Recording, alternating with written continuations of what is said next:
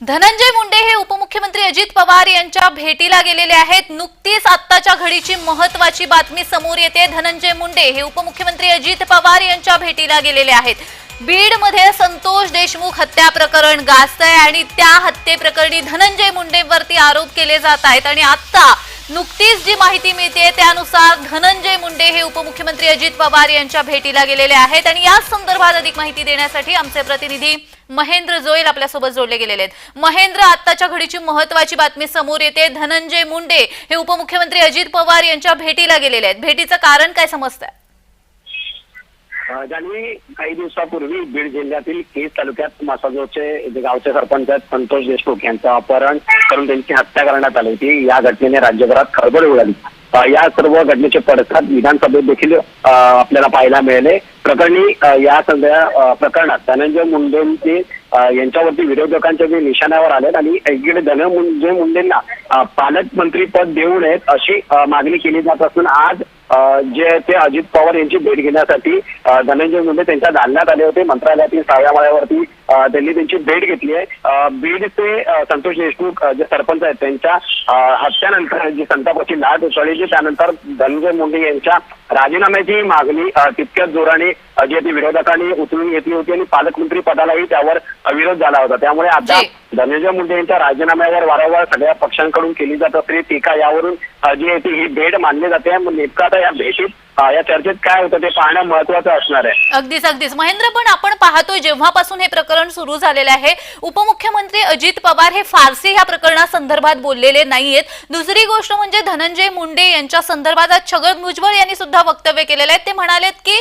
धनंजय मुंडेंवरचे आरोप सिद्ध झालेले नाहीयेत, त्यामुळे आता तरी त्यांचा राजीनामा मागणं हे चुकीचं असल्याचं छगन भुजबळ म्हणालेत। महेंद्र, दरम्यान पाहायला गेलं तर या सगळ्या संदर्भात चौकशी चालू आहे। एसआयटीची नेमणूक झाली आहे, मात्र या संदर्भात जे एसआयटी मध्ये जे नेमलेले आहेत त्यांच्यावरती पण जे ते प्रश्नचिन्ह निर्माण केले जातात। त्यामुळे ही चौकशी सुरू होऊन यावरती जे काही निकष येतील, जे काही तपासांची निर्णय येईल ते पाहणं महत्त्वाचं असणार आहे। दरम्यान ही आजची भेट आहे ती या संदर्भात असणार आहे किंवा याच्या संदर्भात अजून काही चर्चा होणार आहे हे आपल्याला जे ते नंतर समजेल। पण मात्र महत्त्वाचं हेच आहे की जो विरोध आहे तो विरोध कसा मावळला जाईल यावरती जे ते चर्चा होईल असं आपल्याला प्राथमिक जे सूत्र त्यांच्याकडून आपल्याला माहिती मिळाली आहे। अगदीच सुरुवातीपासूनच आपण पाहतोय या प्रकरणामध्ये धनंजय मुंडेंचं नाव गोवलं जातंय, कारण वाल्मिक कराड त्यांचा निकटवर्ती आहे। त्यामुळे सुरेश धस यांनी वारंवार हा उल्लेख केलेला आहे आणि त्यांच्या राजीनाम्यासाठी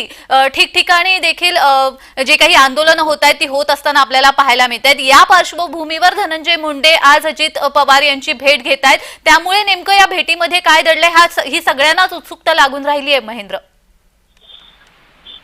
नक्कीच दरम्यान या सगळ्या संदर्भात धनंजय मुंडेंवरती जे निकटवर्ती नंतर वाल्मिक कराड आणि या संदर्भात अजून जे लोक आहेत त्यांनाही अरेस्ट करण्यात आली आहे। मात्र या संदर्भात पुढे तपास काय होतोय किंवा धनंजय मुंडेंना टार्गेट केलं जात आहे या संदर्भात देखील ही चर्चा होणार आहे। त्यामुळे धनंजय मुंडे आता यानंतर काय निर्णय असणार आहे किंवा त्यांना पालकमंत्रीपद देण्यात येणार आहे की नाही किंवा त्यांना पुढे मंत्रिमंडळात जे ते त्यांना घेण्यात येणार किंवा त्यांना जे ते त्यांना राजीनामा द्यावा लागणार काय, या सगळ्या ज्या गोष्टी आहेत त्यांना त्या चर्चेला येतील आणि त्या या सगळ्या बैठकीनंतरच आपल्याला समजेल की नेमकं धनंजय मुंडे आणि आता अजित पवार यांच्यामध्ये काय चर्चा होणार आहे। अगदीच महेंद्र, मात्र किती वेळ झाला ही बैठक सुरू होऊन आणि साधारणपणे किती वेळ अंदाज आहे की किती वेळ चालेल?